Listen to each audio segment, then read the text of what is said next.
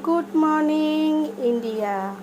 আশা করি তোমরা সবাই খুব ভালো আছো, আমিও খুব ভালো আছি। তো আজকে তোমরা সকালবেলা কে কি রান্না করলে আমাকে কিন্তু কমেন্ট করে জানিও।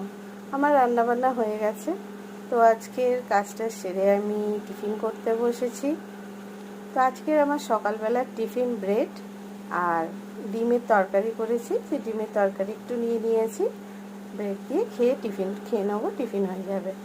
তো তোমরা আজকে কে কী টিফিন করলে অবশ্যই আমাকে কমেন্ট করে জানিও। আর আমার চ্যানেলকে ভালো লাগলে লাইক করো, শেয়ার করো, সাবস্ক্রাইব করো। আবার দেখা হবে তোমাদের সঙ্গে নতুন ভিডিওতে।